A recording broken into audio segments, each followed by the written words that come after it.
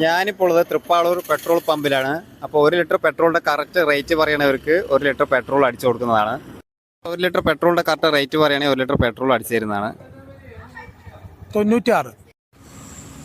എനിക്ക് കറക്റ്റ് ഞാൻ 110 അടിക്കുള്ളൂ. Correct rate എനിക്ക് അറിഞ്ഞൂടാ. ഇല്ലല്ലേ പറഞ്ഞോളൂ. 106. 106 കറക്റ്റ് പറയണം. 106 കുറച്ചുകൂടി ഉണ്ട്, കറക്റ്റ് പറയണം. 50. 1 ലിറ്റർ പെട്രോളിൻ്റെ വിലയൊന്നും പറയൂ ചേട്ടാ.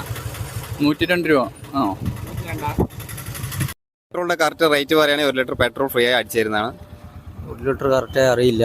ഏകദേശം ഒരു 106. 106. അപ്പോൾ 1 ലിറ്റർ കറക്റ്റ് പെട്രോളിൻ്റെ റേറ്റ് പറയുകയാണെങ്കിൽ 1 ലിറ്റർ പെട്രോൾ ഫ്രീ ആണ്.